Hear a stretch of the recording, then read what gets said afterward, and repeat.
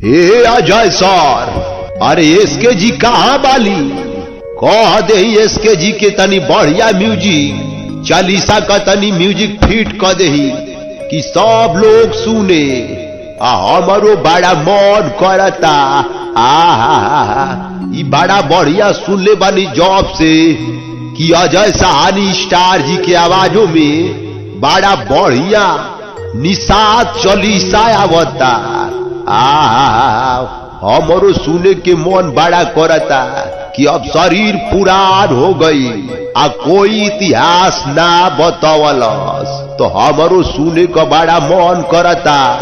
ए अजय जी तनी अपन आवाज में बढ़िया से सुनाई आ सबके इतिहास बताई कि कौन निषाद का इतिहास बा। सब लोग भुला गइल बा खाली इधर उधर काम के चक्कर में। हमारो बड़ा सुने के मन करता। एसके बाबू तनी बढ़िया से म्यूजिक लगई ह आ ओके सजई ह।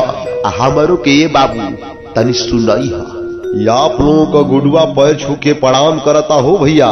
हमार बड़े भैया अजय साहनी स्टार और हमारे भाई संतोष साहनी जी बहुत है मजेदार, और हमारे एसके बाबा जो म्यूजिक डायरेक्टर जो नए म्यूजिक बनाते हैं और 24 घंटे रहते हैं तैयार। सबके पैर छू के गुडुआ प्रणाम करता। बस अपन आशीर्वाद ऐसा ही बनौले रही जा।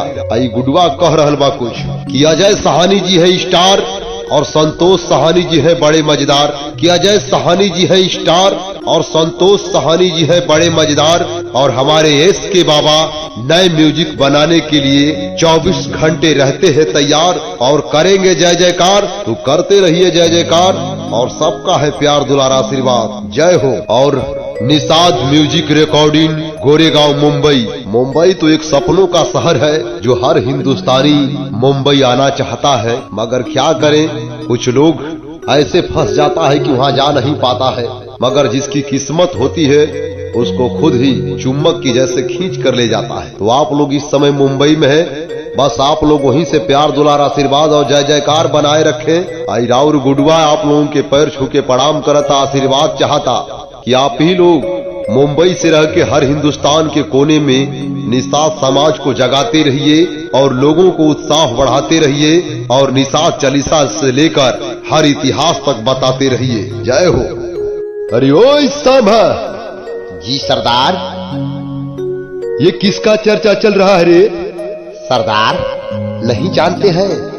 हमको नहीं पता है किसका चर्चा चल रहा है रे, जरा हमको बताओ। हाँ जरा हमको बताओ रे। सरदार अभी बताते हैं। आप नहीं जानते हैं? निषाद म्यूजिक रिकॉर्डिंग स्टूडियो से निषाद चालीसा आ रहा है। निषाद चालीसा तब तो हम जरूर सुनेंगे। हाँ जरूर सुनेंगे।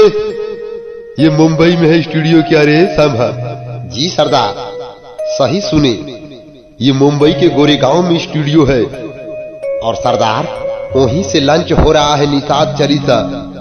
तब तो हम जरूर सुनेंगे और लोगों को सुनाएंगे, पूरे टीम को सुनाएंगे रे। अरे ओए शामा तब तो मुंबई भी चलेंगे हम, और जरूर निषाद चालीसा भी सुनेंगे और लोगों को सुनाएंगे, और चैनल को सब्सक्राइब भी करेंगे, बेल आइकन का बटन दबाएंगे, और निषाद म्यूजिक रिकॉर्डिंग स्टूडियो को आगे बढ़ाएंगे जरूर, और पूरे समाज तक पहुंचाएंगे रे। हाँ जरूर सुनाएंगे। अरे ओए सांभा। जी सरदार। सुना है कि और इसके रचयिता कौन है? सरदार नहीं जानते हैं? वन में रहने वाले और वो महान व्यक्ति श्री वनवासी निषाद जी का लेखा हुआ है। वो वन में रहकर इतना समाज के लिए सोचते हैं, वो तो बहुत महान आदमी है रे। अरे ओए सांभा उनका स्वागत करने के लिए हम भी चलेंगे, जरूर चलेंगे, और पूरे टीम चलेगी। सरदार और ये भी बात है।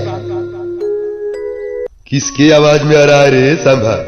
सरदार जो हम लोगों के चहेता बड़े भैया अजय साहनी स्टार जी गाए हैं, और म्यूजिक डायरेक्टर एसके बाबा जी हैं, और साथ में सहयोगी में भी संतोष साहनी जी भी हैं। सब लोग हैं क्या रे? तब तो हम जरूर चलेंगे और जरूर चलेंगे और सुनेंगे और सुनाएंगे भी। खूब चालीसा सुनेंगे, निषाद चालीसा का प्रचार करेंगे, जरूर चलेंगे। हाँ जरूर, हमके लेकर चलो रे, जल्दी लेकर चलो। हाँ सुनाओ जरा निषाद चालिका को, निषाद चालीसा का म्यूजिक ऑन करो रे। ओ शांभा जरा लगा तो। लीजिए सरदार, सुनिए।